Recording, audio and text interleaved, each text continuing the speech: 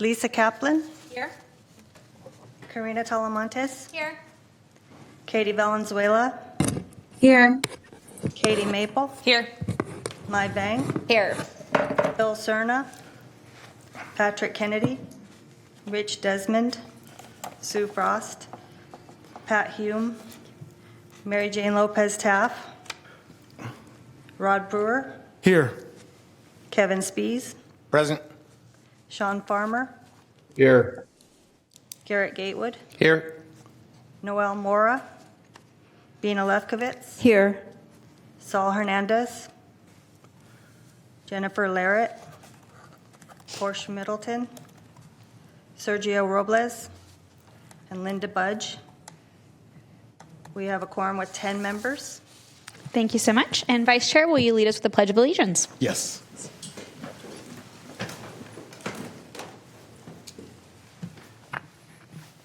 Right hand over your heart. Ready, begin.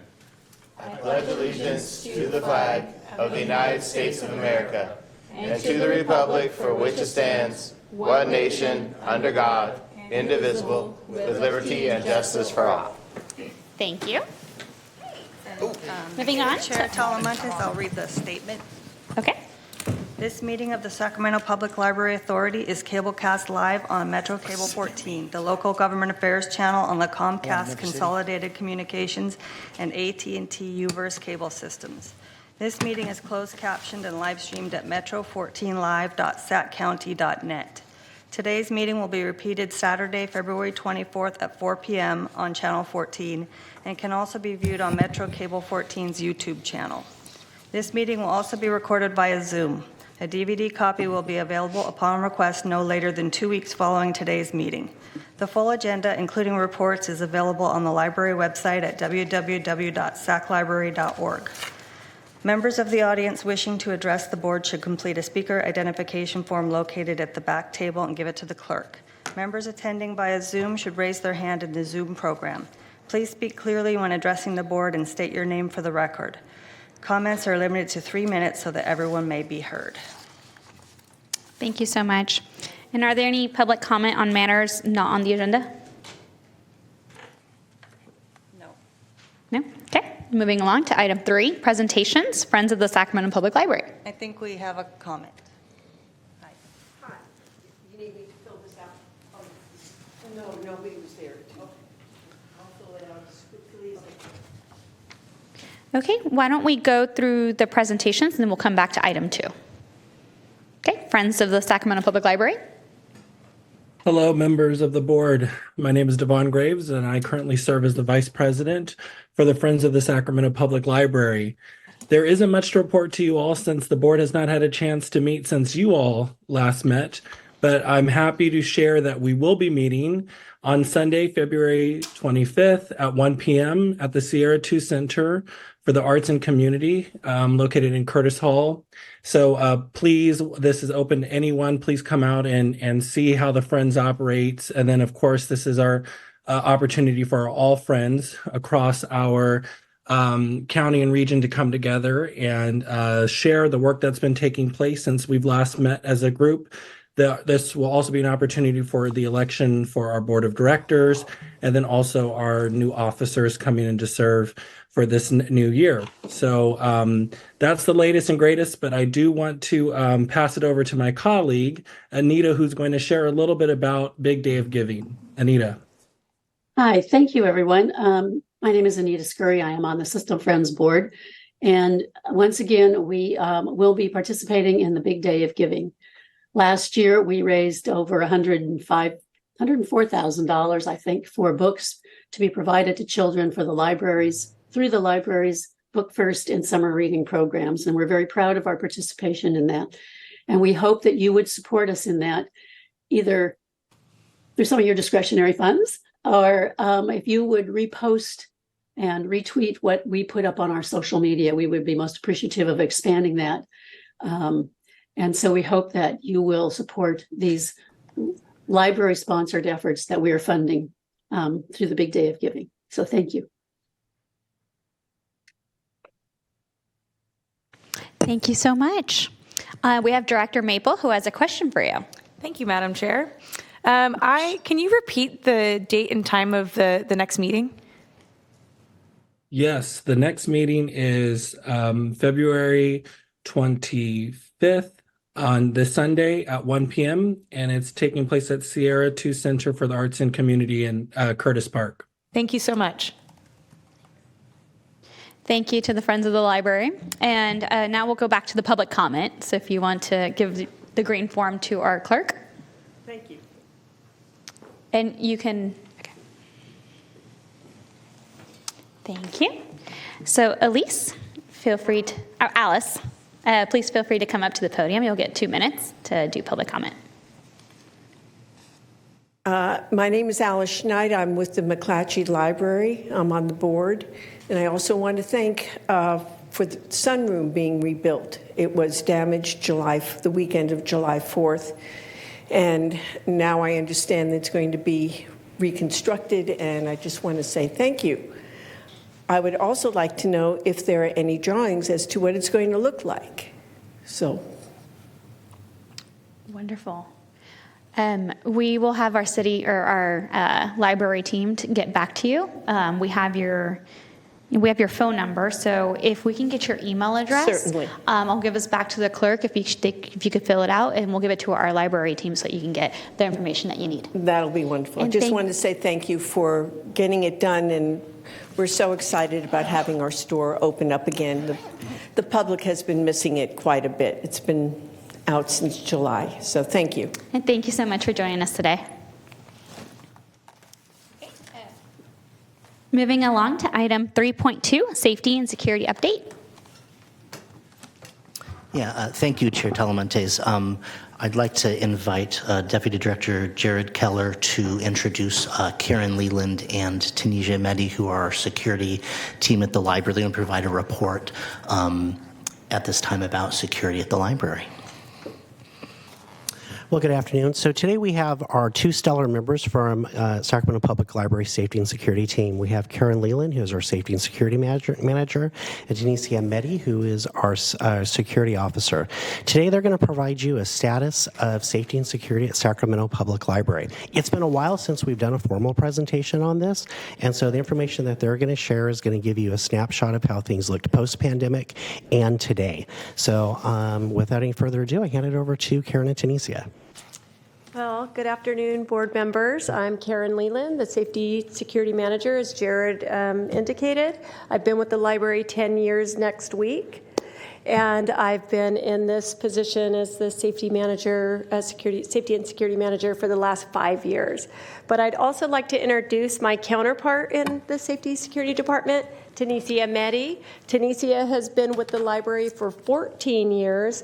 She worked with our contracted library security company for 11 years, and we were very fortunate to bring her over to our department and bring along her knowledge and expertise in security. And so we're very happy to have her on board. And so today, we want to begin by thanking you for this opportunity to speak about our library's safety and security program and provide our insights and observations to what we see is going on in the security climate today. And so our overall, sorry, excuse me. I'm getting ahead of myself. Sorry. I think I've been set up. We'll get it to the right side. Sorry about that. It's okay. Okay. There you go. Just hit that one right there to start. Okay. So this one. Yeah, that's one I pushed. Okay. All right. So protecting what matters. So our overall approach to library security involves implementing comprehensive measures that address all aspects of security: the security of our library staff, the security of our library patrons and communities, and also our library buildings. And we focus our efforts on this holistic approach in order to eliminate weaknesses in one area that can negatively impact others.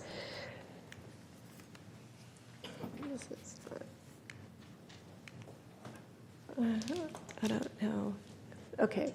So, Our department is structured to facilitate a collaborative approach toward ensuring the safety of the library and its patrons. The library manager reports to Deputy Director Keller and assumes the responsibility for strategic planning, the coordination and implementation of safety and security measures, and emergency response strategies. Our library security officer, reporting to the security manager, handles the day-to-day operations and serves as a point of contact for security concerns at our library locations. And we work collaboratively with our security contractor to provide essential safety and security services for all of our locations. Our current security provider is Allied Security Services. And this is just... Can I, okay. And the essential elements of the contract is expiring at the end of September 2024. So you'll see that we will be going out for a request for proposal mid-March, mid to late March. They provide a uniform presence at 22 libraries for us, and also do after-hour security for us at 5 locations. And those locations are Carmichael Library, Arcade Library, Sylvan Oaks Library, Southgate, and the Colonial Heights Library. And we also interchange Colonial Heights and Southgate with the Valley High North Laguna Library. And so we just started that pilot project a few months ago, and we're seeing success with after-hour security guards. And after hours meaning a graveyard shift, and also on Sunday and Monday. And so tackling after-hour activity that became problematic for our locations. They also provide security for our special events and Galleria events, alarm response and patrols, after hours, 24-hour alarm response for us, and then also election support that we provide for the county. And so they help us with traffic control and all the vehicles that come through for our curbside ballot drop-offs. In combination with contracted trained security personnel, we also have the following tools as part of our comprehensive program. We have surveillance systems installed in strategic locations within the interior and exterior of our library buildings, and we use our cameras to deter inappropriate behavior, but also to investigate as needed for incidents. We have our training programs for our staff. We train our staff to handle various situations effectively, including de-escalation techniques and emergency response protocols. Very important training for our staff. We collaborate with law enforcement and also outside organizations, social service organizations, to address safety concerns, coordinate response to emergencies by the local law enforcement, but also to provide support and resources for our patrons through the social service organizations. We establish rules of conduct so that we can maintain a safe environment in our libraries. And we also have a procedure to follow if someone is not following the rules that have been approved for the library. And then we regularly maintain our libraries so that we can address safety hazards, but also ensure that we have a welcoming, clean and welcoming environment for our staff and patrons. And by incorporating all these additional elements into the library's organizational structure and strategies, we further strengthen our commitment to creating a safe, secure, and welcoming environment for our patrons. So for the purposes of this overview today, we analyze security incident data from year-to-date fiscal year 2019, 2022 through 2024. So we've excluded fiscal years 2020 and 2021 due to the significant impact that COVID had on our library operations, and including the closures and disruption of services. And so based on our 4-year data for reported incidents, we observe a significant increase in from 23 to 24 that we believe may be correlated with a return to normal, so to speak, where patrons are returning to the library or more patrons are coming back.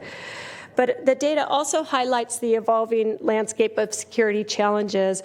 Determining the specific reason behind the increase in reported incidents can be complex.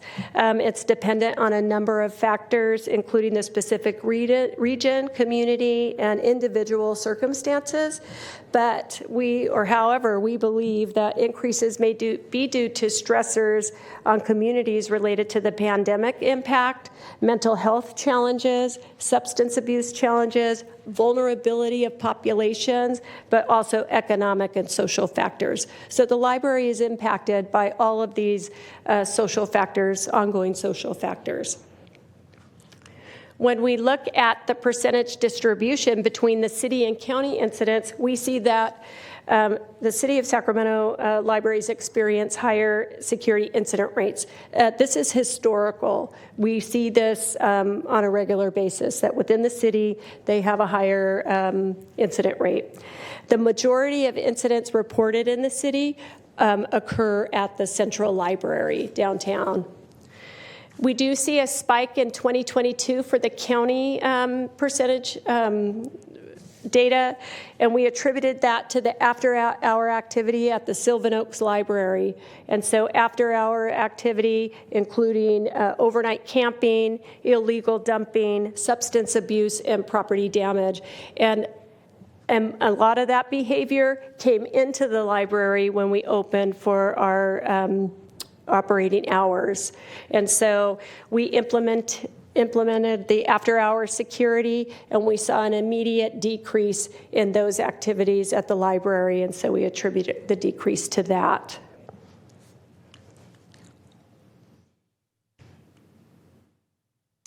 When we look at total reported categories for incident reports, our data indicates a year-over-year increase in both serious and moderate behavioral incidents. Serious behavioral incidents include incidents involving assaults, weapons, violence or threats of violence, and indecent exposure. And there are a few more categories that fall into serious behavioral incident. The significant impact of any serious behavioral incident underscores the need for continued targeted measures to mitigate these challenges, such as continuous data monitoring, advanced staff training, enhanced security measures, and community partnerships, including collaboration with law enforcement so that we can have an immediate response when we're dealing with these types of behaviors. So as illustrated in the next few slides, behavioral issues are increasing and particularly affecting City of Sacramento libraries. Interestingly, when we look at the same data for the county libraries or libraries within the county, unincorporated and incorporated areas, we don't see a similar increase.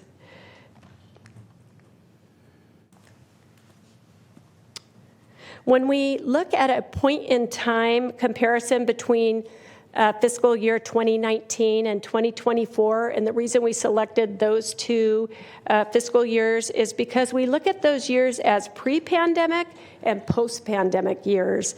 And so when we look at that comparison, it reveals a notable increase in total incident reporting and reporting of serious behavioral incidents. And as you can see, I spoke about the City of Sacramento libraries having a higher rate of serious behavioral incidents and number of incidents altogether.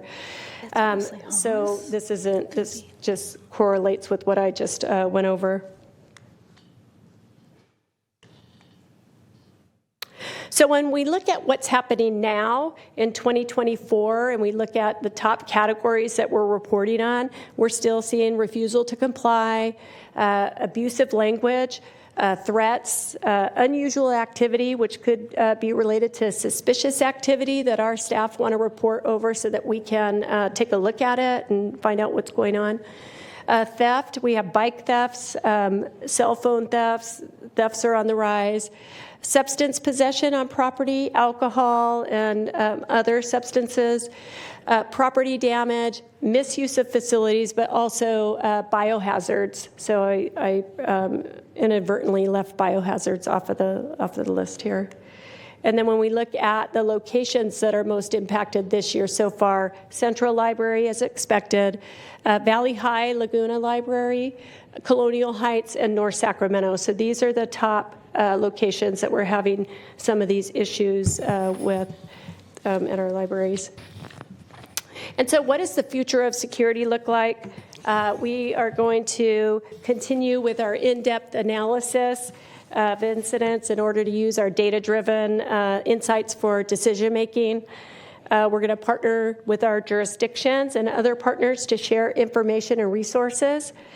We're going to utilize the strength and resources of our contracted security vendor. And as I said earlier, we're going to be releasing a request for proposal. And so we're going to design that request based off of some of this data and what we're seeing at our libraries. And so after-hour security and other ways that we can mitigate some of these behaviors. We'll establish or continue establishing our strong communication channels with law enforcement agencies for a quick response, and then continuing to build on what we know works, on the measures that we've implemented and know what works. So I will say that in response to the city libraries being on the list of, or the 4 city libraries that I noted, we are piloting a project right now where we're adding a second security guard at one of our locations, Colonial Heights, which has significant impacts regarding incidents. And we're going to see what results we have from doing that. And then perhaps we will roll that out to the other locations if we see a strong decrease in our incidents. And so now we are open to questions. Thank you so much. First up, I have Director Cerna. Thank you. Thanks for the presentation. I wish it was better news. I'm sorry. Especially since the 3 city libraries you highlighted there in the district I represent. In terms of the biohazards, I don't want to get real detailed about it, but do we offer sharps containers, at least in the bathrooms of our libraries? We don't at this time, but that is something that has been on the table for discussion. And so the needles that we find are mostly outdoors and outside our property. So that is something that we have looked at. I think a few years back, we had a pilot project where we did install an external sharps container out at one of our impacted sites, and unfortunately, somebody stole it. Well, I'm a big believer in not ignoring that particular impact if it's in fact happening. I don't think it encourages behavior that's going to otherwise take place anyway. So I would encourage you to think carefully about how you institute some type of measures to keep the public safe from accidental needle sticks. Absolutely. Having encountered one myself, it's not a pleasant experience. So yeah. I would, especially here at the library across the street, I think just anecdotally, since I see it every day when I'm at work, as do others on this board, and understand the many medical responses that take place every day, and many of them being overdose cases. I think we need to really take some concerted effort to make sure that we're handling that aspect of biohazards appropriately. Well, thank you for your comment, and we will take that and discuss it with our directors and see where we move with that. Thank you. Thank you. And Director Coyle, maybe come back with the report for us based on Director Cerna's ask. Yeah, we can certainly do that. Thank you. And next up, we have Director Gatewood. And I'm pretty sure a majority of these issues are coming from the increase in homeless that are going into the libraries, correct? Well, what I can say is that we are directly impacted by what is happening in the outskirts of our library or surrounding our library. So if we have encampments, then we do see an impact on the library, correct? So okay, so that's yes. all right. You can just, yes, that's cool. Okay. The reason I ask this is we use, do we have, I forgot what they're called, but they're the counselors that work with homeless people. Since we know that's where they're going, is going into our libraries, instead of adding to security, which I don't really think is going to make more security, isn't going to fix the problem, because what we have is people in need that are hurting going into libraries, and they're not right in the head, they're not disposing of their needles properly. Can we get, instead of more security guys, we have homeless care advocates that basically, is there a chance we can increase them at the, and this is just a library, an idea, I don't know. We've done it in some of our areas where we had bad homeless problems, and that helped to start to, because it's addressing more of the problem than trying to like make it more safe. It's more, they feel safe, so they're coming to this facility. So if you're going to be there, if we could meet you there with some more people to realize that maybe that's a better way of taking care of it. Have we ever tried that? I don't know. Yes, so we did have a navigator here downtown. That's it, navigator. A navigator, Okay. we Yeah. did. And so we are, our public services department and managers are working to have social work interns who are on site at high impacted sites. We currently have 2 working here in the downtown area, or the downtown library, and that is something that they're expecting to roll out in tandem with the Sacramento State University's social work intern program. Instead of having interns, can we get actual employees? Is that more of a budget thing that we need to address? Because it sounds like, those numbers are scary that we're looking at. Yeah, Mr. Gatewood, we are looking at other opportunities to have professionals, whether it's working with a partnership with the county or other organizations. The interns were kind of an initial stopgap measure to see what direction we wanted to take and see if that was Did we see palatable. any improvement? I know interns aren't professionals and they're just trying to get their feet wet, but did we see any improvement? Yeah, I think that they've had a lot of success in referring individuals that needed help and assistance. I don't know, and maybe Mr. Keller can speak more directly if there's been any direct correlation to them being able to de-escalate. I don't believe they've taken that role of de-escalating situations because they're not trained to do that. Right. So if we were to pursue that, there's, I think, a combination we'd have to do of having professional social workers plus people who are trained in de-escalation. So we started doing smart policing where we send a counselor with the cop. Right. Because the cop sets a certain example, and if the counselor's the one that goes to the door, more likely they're able to talk it down. I mean, seeing that our numbers keep growing, and I don't see the homeless problem getting alleviated anytime soon, maybe it's time for us to have a couple counselors on staff. I'm sorry that's going to have to increase our budget and stuff like that, but it just seems like the numbers spiking, and it doesn't seem like it's going to go down anytime soon. So if we could have maybe a couple of these counselors and workers to help try to alleviate where these are, maybe that'll take on adding more cops. Because I know cops are cool, but that's just make it feel safer, and then you're probably going to have even more people come to that area because that's a safe space. Yeah, you're very right in everything you said, and we are looking at next year's budget and doing position analysis. So we'll definitely put that into our conversation to see if we want to allocate some resources and pursue some more stronger partnerships to make that happen. Okay. Yeah. Thank you. Yep. And thank you for your comment. Thank you. Thank you, Director Gatewood. Next up, we have Director Spies. Thank you, Chair Talamantes. Thank you very much for the presentation. I appreciate it. My question regards the surveillance systems. Are those monitored 24/7, or are they more as a reactive? Or, I'm sorry. Go ahead. I should have let you answer the question.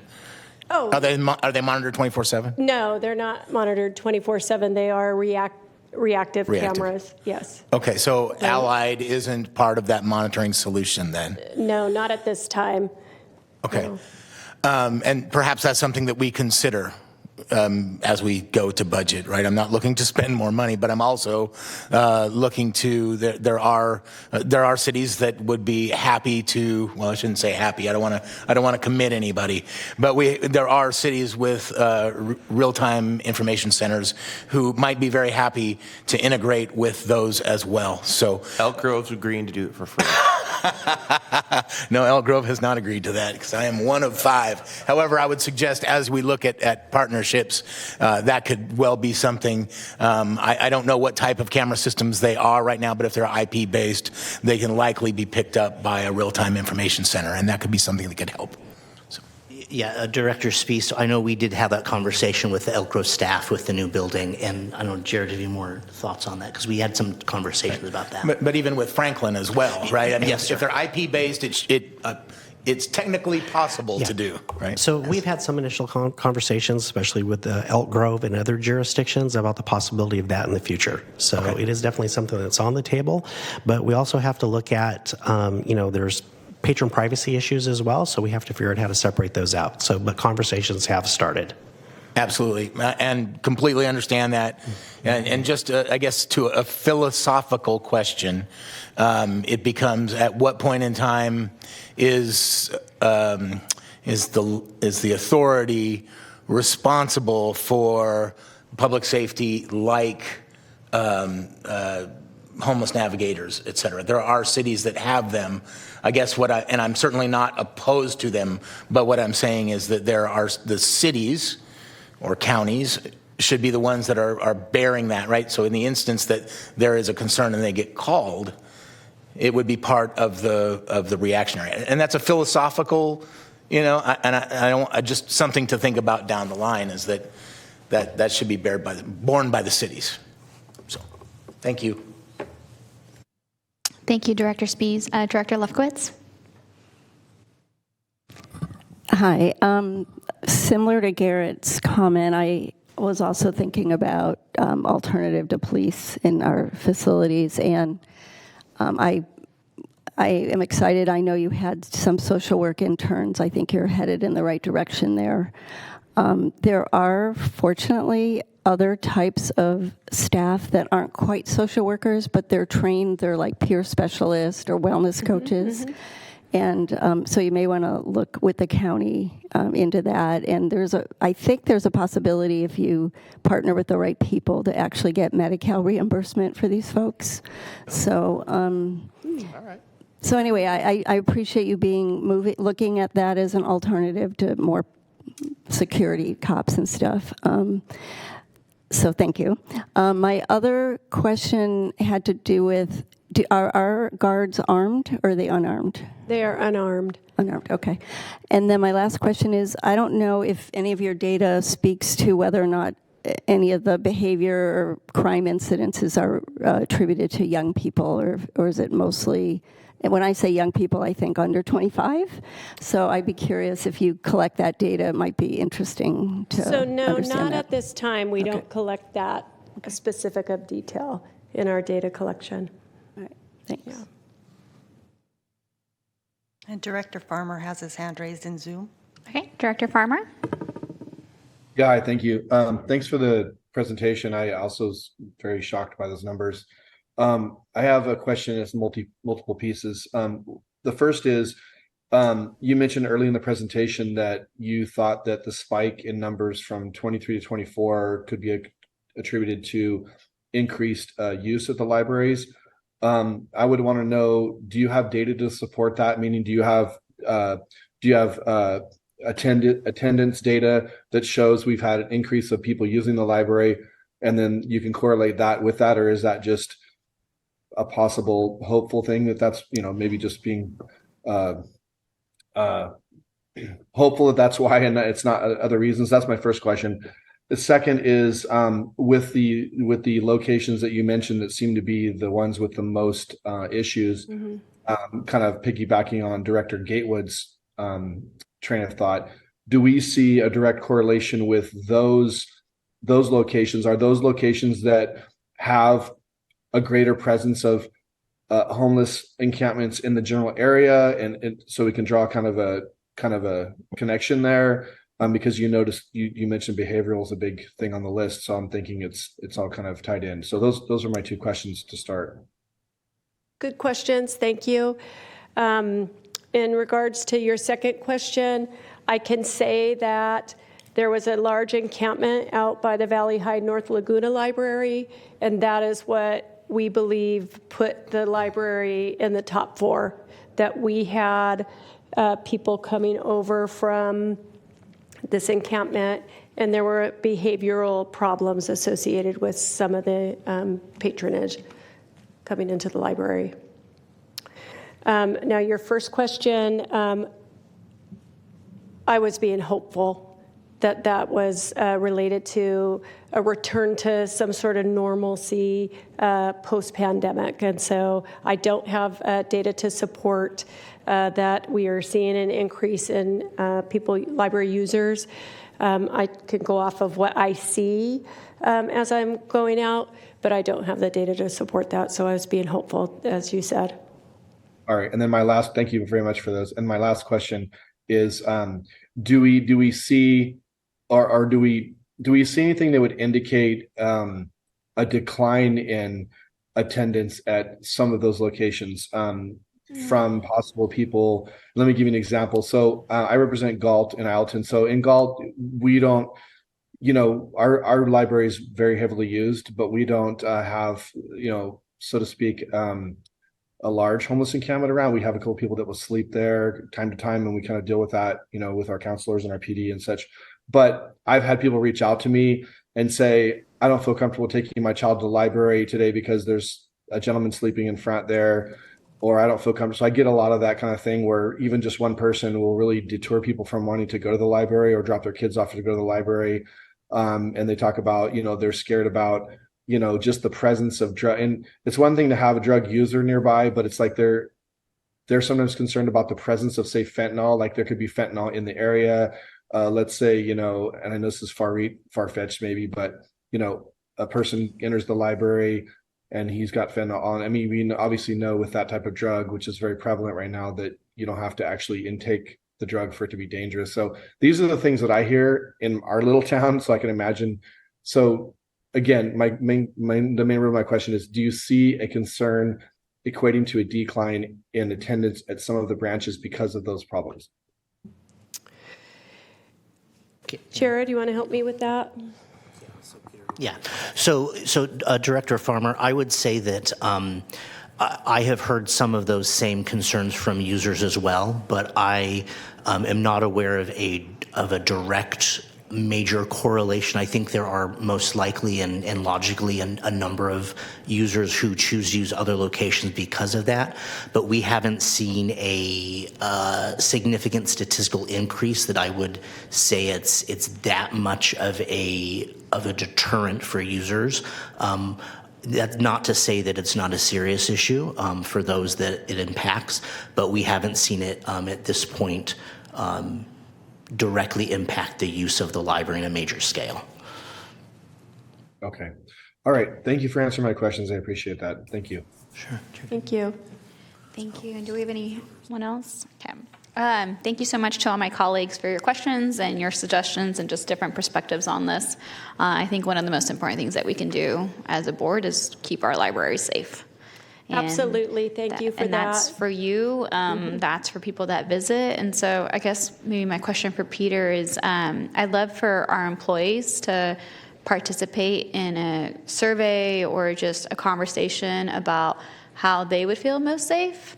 We want to make sure that just, both our staff and the people visiting our libraries feel safe. So I'd love to also hear from them on their thoughts on this as we move forward. So I'm supportive of the contracts that are going to be coming. And I think we have a lot of great ideas, but just want to make sure employees also have input in this. Yeah, thank you, Chair Tolman. As we can definitely look at the previous data we've gathered and see if there's new data we can gather from staff. I know we routinely ask for their feedback on topics like this, so we'll revisit when we asked last and see if we can survey them again and bring some new data for the board. Wonderful. Thank you so much. And thank you so much for the presentation. And can I say one more thing? I do want to say that our staff do a great job our staff on the ground, working with the public, and maintaining the library so that when people do come to the library, they're not seeing the impact of some of these things that are going on. So I do want to give them credit for that. I 100% agree. Thank you. Thank you so much. Alrighty, moving on to our next report will be 3.3, Building Forward Infrastructure Grant Update. Chair Talamantes, Deputy Director Keller is going to give this report. Thank you. Well, good afternoon, everybody. So today, we are pleased to provide an update on active building projects underway at Sacramento Public Library. Specifically, we are going to focus on two key areas: building forward infrastructure grant projects and other non-grant building projects. Joining me for today's presentation is David Hillier, Sacramento Public Library's Facilities Manager. So he will be giving some additional details here shortly on these projects. Back in October of 2023, I had an opportunity to update you on the status of the State of California's Building Forward Infrastructure Grant Program. As a quick recap, the program allocated $439 million towards building infrastructure grants, with jurisdictions required to apply for funding to address capital projects and building repairs. Grant awards were distributed in two phases, each with a specific project completion date. And Sacramento did an incredible job. Out of all the statewide jurisdictions, Sacramento received more funds than most. Which probably say we're in the top 15%. As a little recap here, the City of Elk Grove received over $4.4 million for the Elk Grove Library. The City of Sacramento received over $15 million for the rehab of the Sacramento News and Review building into the new North Sacramento Hagenwood Library, as well as the long-awaited refresh of the Martin Luther King Jr. Library, as well as other capital projects. And the County of Sacramento received over $2.7 million for ADA enhancements, path of travel enhancements, HVAC, and fire suppression system enhancements. So I'm going to hand it over to David Hillier right now, who's going to tell you a little more of the details of these projects. Yes, sir. Thank you, Mr. Keller. Good afternoon, everyone. So one of the first projects that's going on right now is the Bell Coolidge Library, which is going to involve having all the tile removed off the facade of the building, have dry rot, inspect it, replaced, and the whole building will be re-stuccoed. This will also involve our bookmobile cage that is adjacent to the library. That project started on Monday and should last until June. The branch is closed during the time because of the demo work. This summer, early fall, we expect the city to recoat the roof at the Bell Coolidge Library and also replace the HVAC, long overdue at that building. The library will remain open during that time. The Downtown Central Library received a roof recoat in September. That project is completed. The big project coming up is the passenger elevators over at the Central Library are going to be modernized. They are over 30 years old, and that should start in April, May. As Mr. Keller said, the long overdue remodel for the Martin Luther King Jr. Library should be starting sometime in 2025. We have community engagement, online surveys have been initiated. Design development phase has commenced. We actually met with the staff today. Really good meeting, and we look forward to the remodel for this particular library. North Sacramento Hagenwood, this is the old Sacramento News and Review building. We've had some community meetings already, and 50% of the design development has been completed. Construction start still to be determined. Southgate Library, this project is currently happening. It's 3 weeks into it with another 2.5 months to go. It's the updated fire suppression system. Branch will remain open during the upgrade process. The new Elk Grove Library, design development, 90% complete. Construction set to commence late 2024, early 2025. This one is moving very fast. It's going to be wonderful when it's completed. And wait, there's more. So in addition to the grant projects, the jurisdictions in the library have been very busy this year, and follows is a list of additional projects that are going on. First one, McClatchy Sunroom. So this project is slated to start in the very, very near future. Hopefully this week or next week, they will start with the demo and then the construction of the new sunroom. The project should not last more than 6 weeks. The branch will remain open during the project. The Del Paso Heights parking lot, it needs a lot of repair and some ADA improvements. Once those are completed, we will have some EV chargers installed, and e-trikes will also be installed over at the library, well, the lockers, and then we'll have e-trikes provided. Oh, sorry. The closure duration about 30 days to have all the work done. South of Thomas flooring project.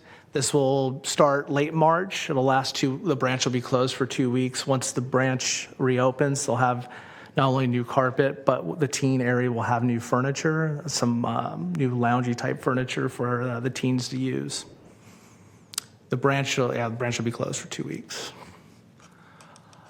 So Sylvan Oaks, they received a new property fence last fall, but starting here probably in the next couple weeks, they are going to put a new gate on both the entrances to deter overnight activity under the breezeway. This project is slated to start very, very soon. We're waiting for the design to come back, but the county assures us this will start very soon. That's it. Thank you. Any questions? I don't see it in the queue, so you are good to go. All right. Thank you so everyone. much for your presentation. Have a good afternoon. All right, moving on to item 4.1, executive team report. Thank you, Chair Talamantes. I will forego the facilities updates in my written report since we've just had a very fantastic report from the staff on that. I do want to highlight 2 items. The first is the Federal Emergency Connectivity Program. This was funding that the Federal Communications Commission provided to subsidize hotspot and other internet devices during the pandemic. That funding has expired and is not going to be renewed, and so the federal dollars have dried up, and so we are investigating other ways to continue providing that service. The subsidies significantly reduce the cost to the library, but now that those have gone away, our costs will increase exponentially, and so we're reviewing how we can continue that service in a cost-effective manner, but still meet the needs of our users. So Pete, just so you know, Peter, yes, sir. We're going to DC with ITSM, which is a bunch of the nerds, to go talk about extending that bill, and they're actually interested in pushing it back out at least till April, May, until they can get it into another budget. So they're going to try to kick it another 4 to 6 months. Okay, that's great to know. So just FYI, so keep your eyes peeled for that one. Okay, so we'll still continue because we don't know what after the 6 months what will happen, but we will continue that with that information. Thank you. And then I just wanted to highlight, we have a number of staff this last year who participated in some very prominent and prestigious award committees. The American Library Association every year produces lists of books that they recommend or receive or give awards, and we had a number of staff participate in some of those. Kim Farnsworth served as chair of the Morris Award Committee, and this is an award given to the first-time writer of a young adult novel. Caitlin Tormey served on the Newbery Medal Committee. You may know that from children's books. It's the preeminent award, and so we were very honored that she participated in that. And then Mandy Warren served on a committee, the Excellence in Early Learning Digital Media Award, and this is an award that highlights electronic aspects of early learning media. And then further, Jennifer Martinez was selected and began participating in a program ALA has called Emerging Leaders, and she'll be in that cohort for the next year doing a project that has national implications for libraries. And then additionally, our equity leader Vanessa Chacha Centeno was selected to be part of the Government Alliance on Race and Equity cadre to spend the next year working on some equity issues among the state. So we're very proud of our staff for their hard work and being recognized for their professional efforts. So we just wanted to end my report with that and answer any questions you might have. And congratulations to you, Ms. Director Coyle, for your election of the Executive Board of the American Library Association. So everybody here, let's give it up to Peter. Thank you. All right, moving along to item 5, information, monthly report. Johnny? No? This part of the agenda is really just information, so if any of the board members have questions on these reports. Okay. Do we have anyone with questions? Nope. Moving along to item 6, consent.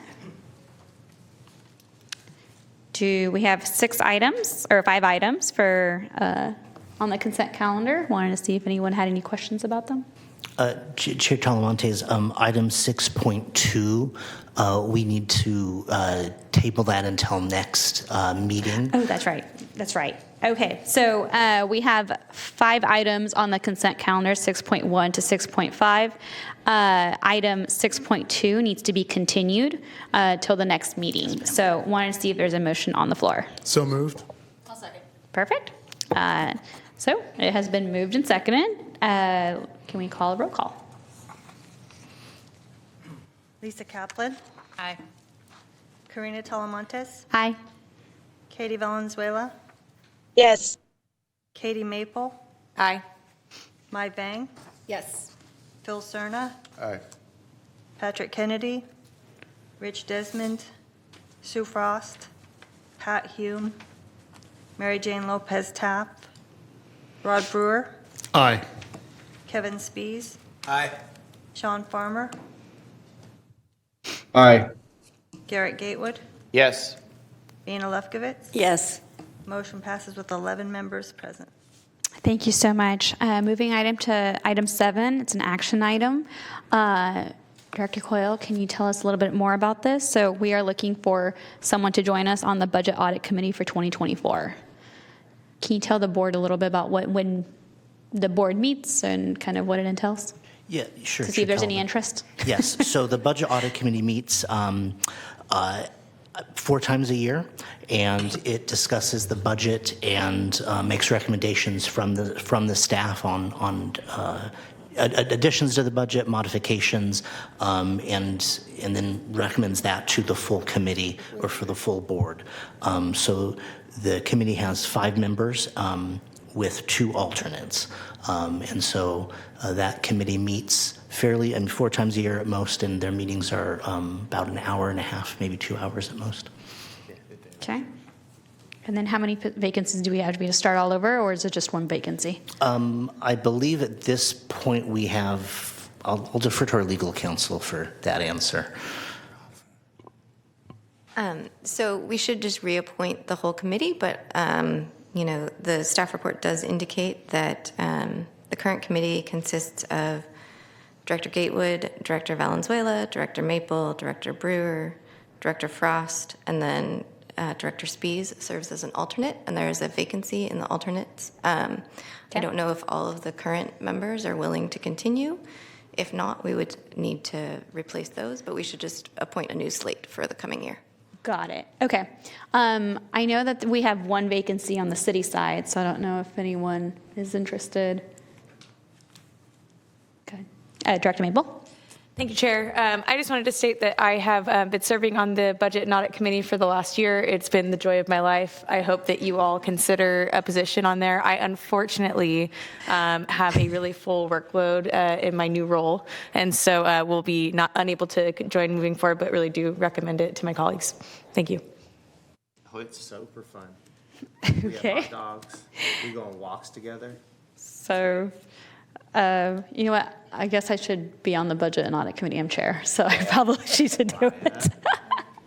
When can we get back to you? Because the mayor me to 14 boards of commission. So like my calendar is incredibly packed. So if someone could just get back to me on dates and time, I'll take a look at it. But what's the timeline on that? Just wanted to check. I am interested, but I am on 14 boards and commission. It's a little crazy. If I'm happy to appoint myself then, and then you could be my alternate. Okay, sounds great. Okay. Thanks.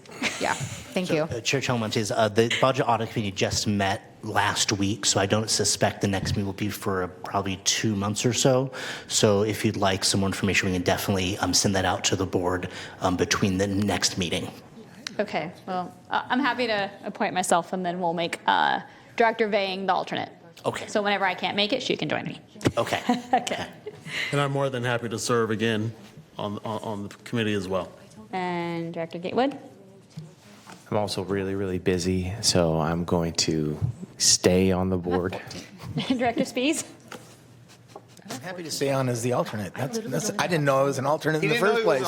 We've I've been showing up to the doggone meetings. We've been sitting here the whole time being like, you were an alternate? An alternate? I'm an alternate. Shoot. All right, I'm going to exercise my alternate. No, don't do that.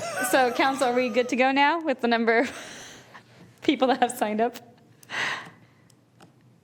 Yeah, we will, I guess the question is whether Director Valenzuela is able to continue, and then Director Frost isn't here, so I guess then she gets appointed. You can Yeah, appoint she said her yes. while she's. She already said yes. She's prior chair, so she said yes. And I'm good staying on the committee, Chair. Thank you.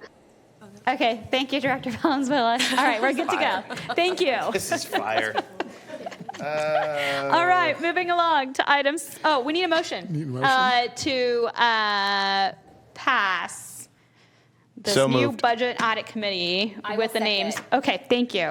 Names were said by council. All right, motion. Can we call roll? Lisa Kaplan. Aye. Karina Talamontes. Aye.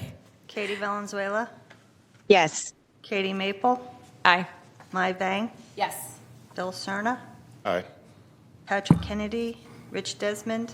Sue Frost. Pat Hume. Mary Jane Lopez Taff. Rod Brewer. Aye. Kevin Spees. Aye. Sean Farmer. Aye. Garrett Gatewood. Yep. Bina Lefkowitz. Yes. Motion passes with 11 members. Thank you so much. Moving along, 7.2, fiscal year 2023-2024 mid-year budget. Now it's your time, Johnny. Oh, so good. And we're almost there. Thank you, Chair Talamontes and members of the board. I've never seen so much excitement on budget and audit. So thank you for that. Anyhow, the item on the agenda today is the fiscal year 23-24 budget, mid-year budget. So I have a quick PowerPoint presentation, but feel free to ask any questions along the way. So diving right into the numbers, fortunately there are not too many changes. I'm happy to report that. So revenues, we are anticipating a projected revenue system-wide of $60.9 million and expenditures of $61 million combined for a net use of fund balance in the amount of $183,000 for mainly for one-time purchases, projects that may have been carried over from the last prior year, fiscal year. So looking at revenues in more detail, so again, the $60.9 million budget was showing a $409,000 increase from our September final budget. And this is mainly from gifts, grants, and donations from the first 2 quarters. So in Q1, we brought in $256,000, and in Q2, approximately $153,000.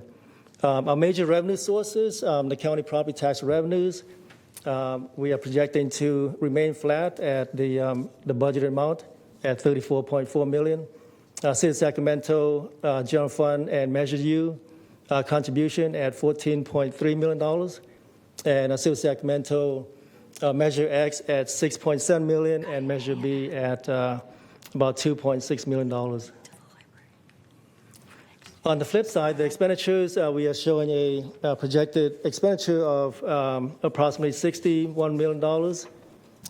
Again, mainly an increase of $724,000 from our September final budget. And again, this is mainly from the gifts, grants, and donations for Q1s and Q2. in the amount of $256,000 and $153,000 respectively. The other increase is approximately $200,000 increase for 8 limited term positions, and we will go through the positions in more detail in a bit. And then approximately $125,000 for hotspots and miscellaneous equipment for services and supplies. Part of our annual mid-year budget review is to take a look at the supplemental funding allocation. As the board may remember, the board had adopted a 35% cash flow and economic uncertainty reserve for the county fund. The Finance Advisory Committee, consisting of the county's CFO and finance directors from partner agencies from Galt, Citrus Heights, Rancho Cordova, and so on, met and discussed about the audited financial statements as of June 30, 2023. The committee looked at the county fund balances, the required reserves, system-wide improvement and capital needs, as well as the 5-year forecast needs. Ultimately, the committee recommends a supplemental funding allocation in the amount of $77,000 for fiscal year 24. So on table 1 here, this shows how we derived the $77,000 supplemental funding allocation. We started the fiscal year at $30.9 million. So this is based on the final audited numbers for fiscal year 23. And then we show a cash flow and economic uncertainty reserve of $10.9 million. Again, this is based on the 35% reserve requirement. And then restricted reserves of $7.3 million. So these are the existing supplemental fund balances, donations, deferred maintenance, and so on. And then we also looked at our 5-year forecast needs. So the next 5 years, we're looking at a $4.1 million structural deficit. And as we continue to budget for the next 5 years, we will adjust as needed to balance out the budget. And then the overall system-wide equipment needs and improvements for security, IT, automated material handling systems, furniture and fixtures in the amount of $8.5 million. So the fund balance at June 30, less all these deductions, gives us about $77,000 for supplemental funding allocation.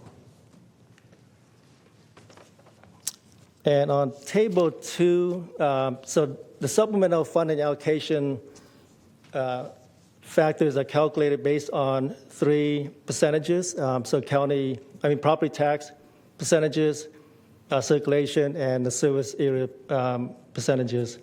So in the second column, you'll see the property taxes for the county agencies, so Alton, Galt, Citrus Heights, Elk Grove, Rancho Cordova, and unincorporated county areas. A total property tax revenues came in at about $31.8 million. Circulation percentages, again, 1.04 for Alton, and all the way to the unincorporated areas of nearly 55% for a 100% total. And then lastly, the service area population percentages, about 0.25% from Alton, and 60% from the unincorporated county areas, so for 100%. So the sum of the 3 percentages combined divided by 3 gives us the annual supplemental funding factor. So again, Alton at about 0.45%, City of Galt at 3.17%, and then so on. Unincorporated county areas of a little bit over 59% for the unincorporated libraries.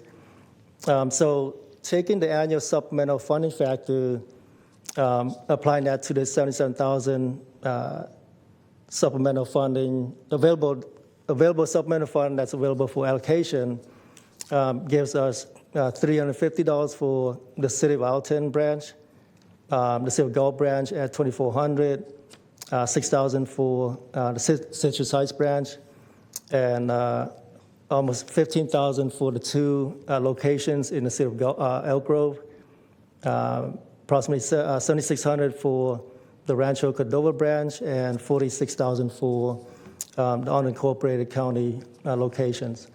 And then the last two columns, so second to the last, we have a supplemental fund balance that will at June 30, 2023, so based on the audited financial statements.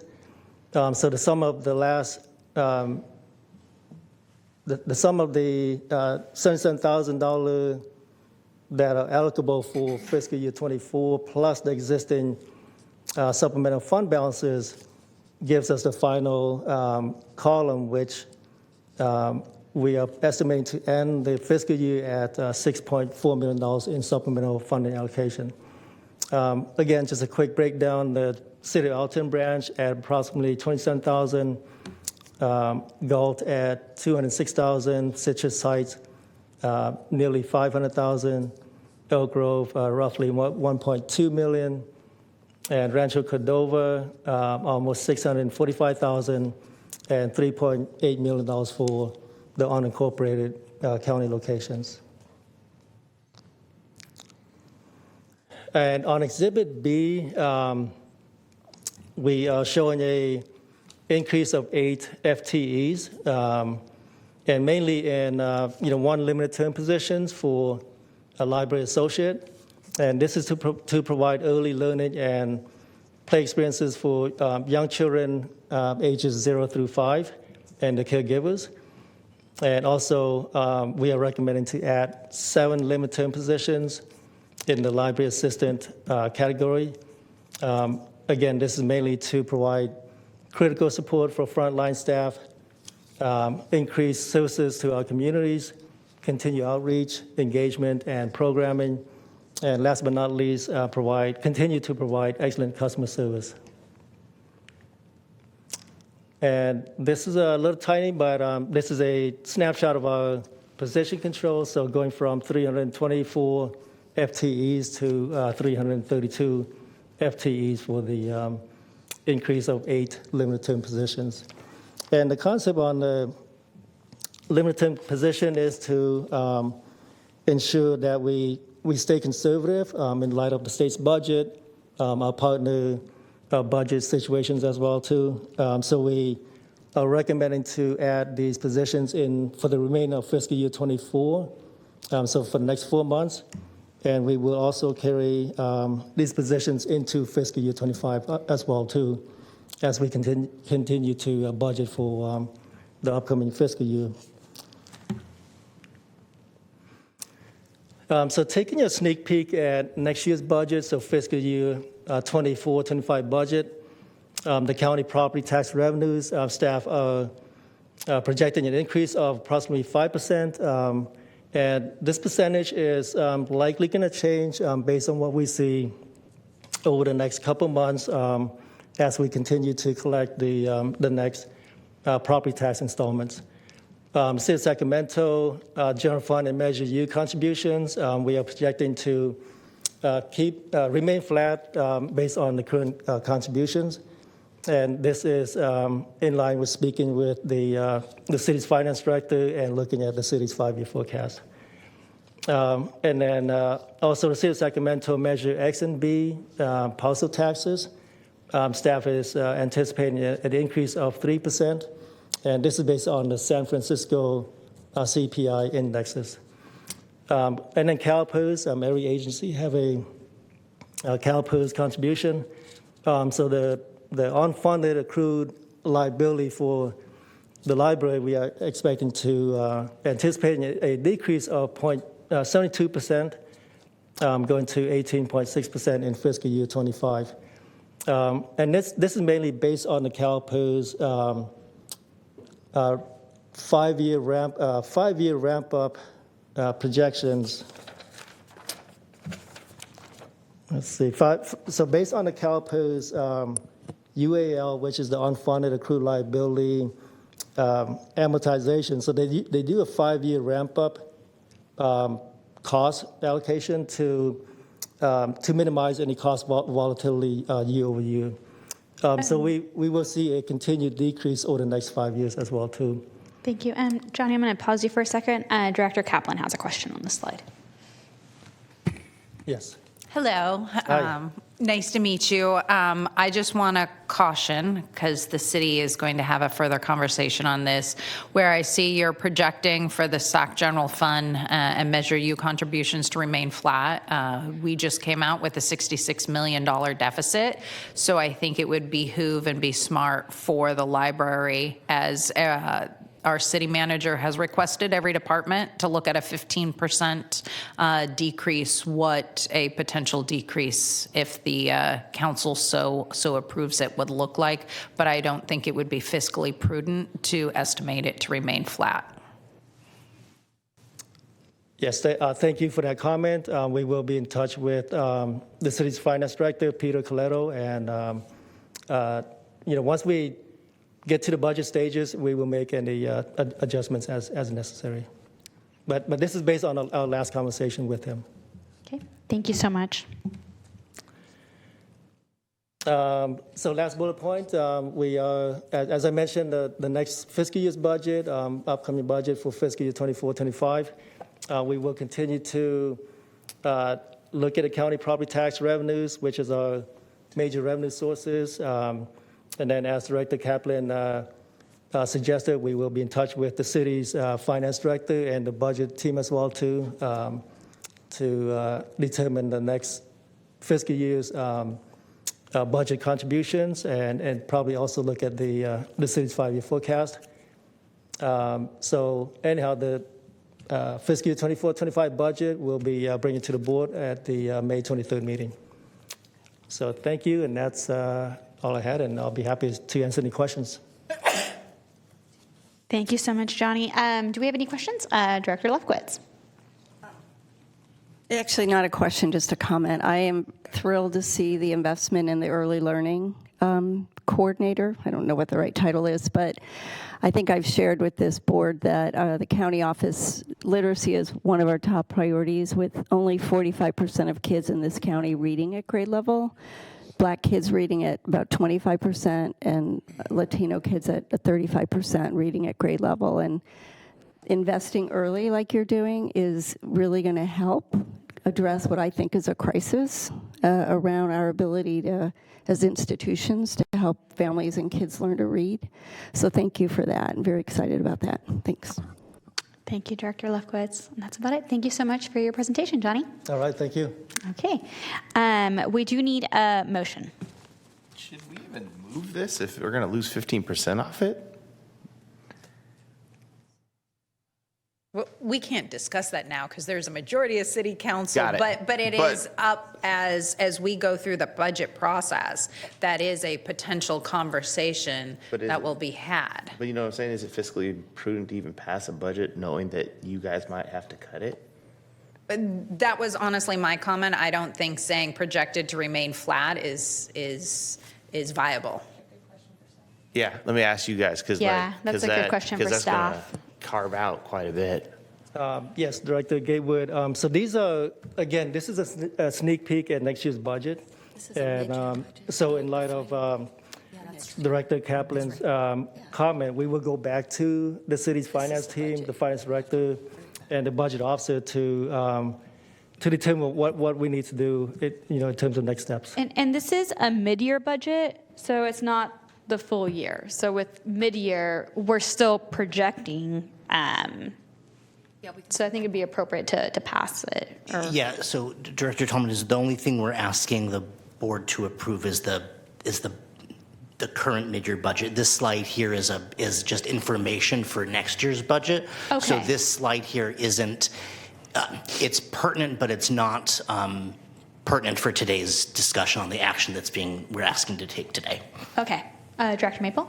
I'll move approval of the budget. Second. Perfect. We have a motion by Director Maple and a second by Director Gatewood. Can we call the roll? Lisa Kaplan? Aye. Karina Talamontes? Aye. Katie Valenzuela? Yes. Katie Maple, Aye. Mai Vang, Yes. Phil Cerna, Aye. Rod Brewer, Aye. Kevin Spees, Aye. Sean Farmer, Aye. Garrett Gatewood, Yep. Ina Lefkowitz, Yes.